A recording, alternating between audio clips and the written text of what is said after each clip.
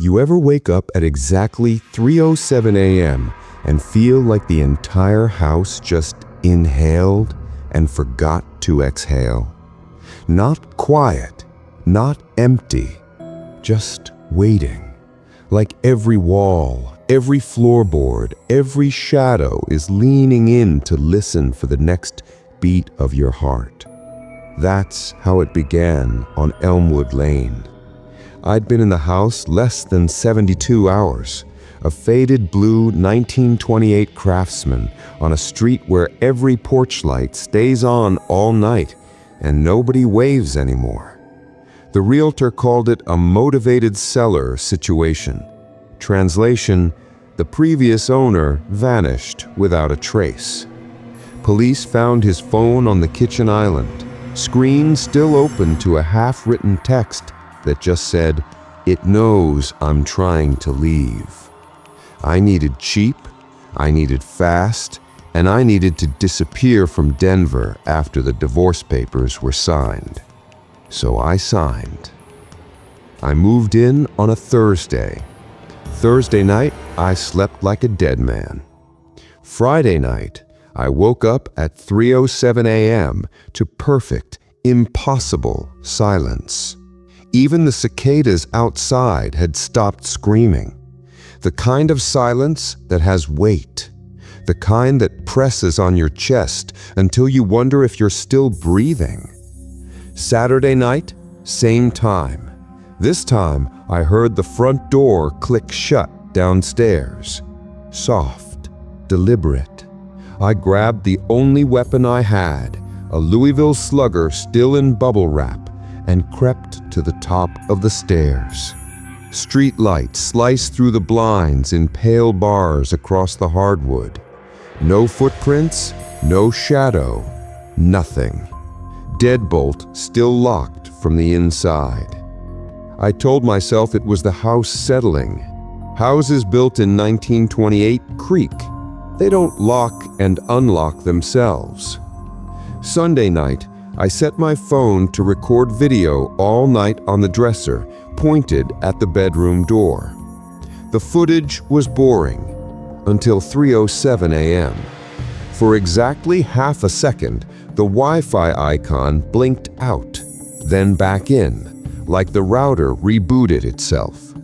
Every single night after that, same half-second blackout, same impossible timestamp.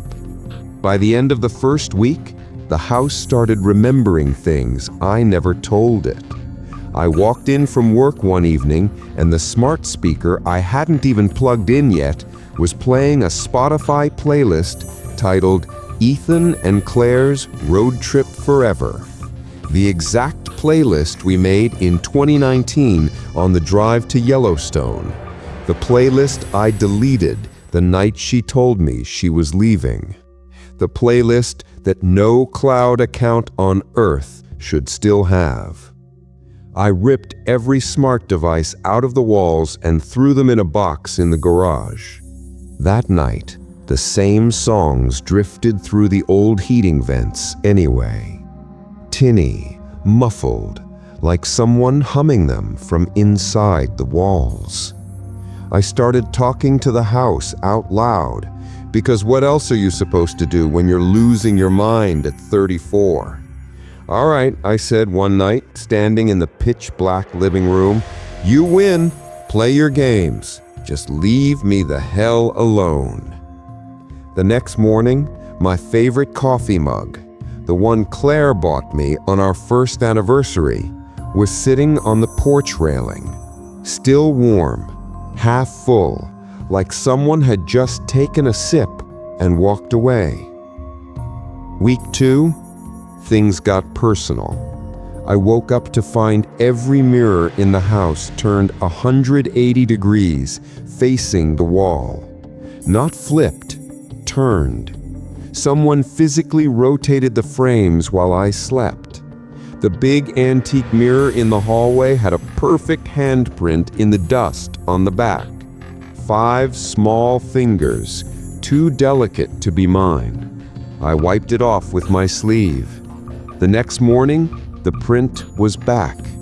darker this time, like it had been pressed harder. That same afternoon, I got a text from a number with no contact name. Stop ignoring me. 10 minutes later, different number. I'm lonely, Ethan. All lowercase, no punctuation, exactly the way Claire texted when she was drunk and crying at 2 a.m. I blocked both.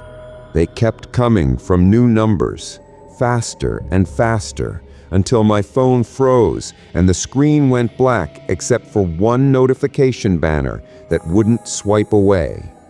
You promised forever, remember?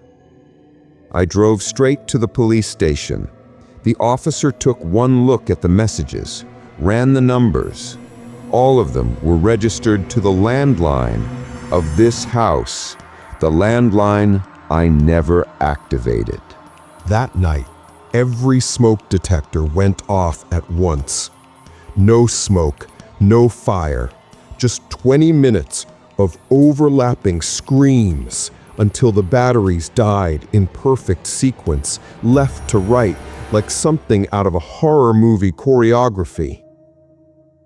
I slept in my Jeep in the driveway after that. At 3:07 a.m., the car alarm exploded. I stumbled out in boxers and bare feet to find every single light in the house blazing against the night. And in the upstairs window, the one that looked straight down at the driveway, someone was standing. Average height, slim build, long hair hiding the face, head tilted 15 degrees to the left, the exact way Claire tilted her head when she was about to lose her temper. I put the house on the market the next morning. Sold it 36 hours later to a young couple expecting their first baby. Cash offer, 30 grand under asking. As is, no inspection. I told them the truth. They laughed, thought I was pranking them to negotiate. I signed anyway. Left half my clothes still hanging in the closet, TV bolted to the wall, couch, bed, everything. I just needed distance. I'm 200 miles away now. Cheap motel off I-70. Cash only. Phone on airplane mode for 3 straight days. Last night I woke up at, you guessed it, 3:07 a.m. My phone was hot in my hand, screen glowing. A Nest notification I forgot to delete. Motion detected in nursery camera. The thumbnail showed an empty rocking chair moving gently back and forth. I clicked the clip anyway. 30 seconds of low static. Then her voice, soft, intimate, right against the microphone, like she was leaning over the crib.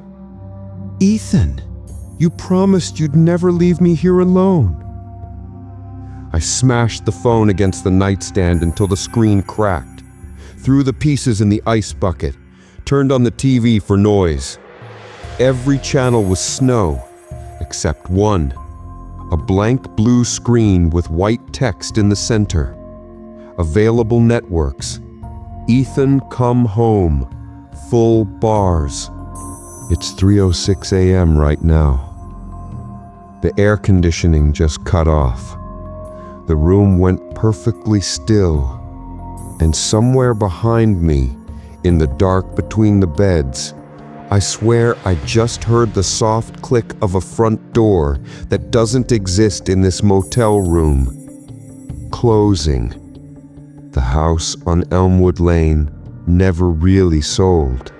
It just changed its address. Sweet dreams, America.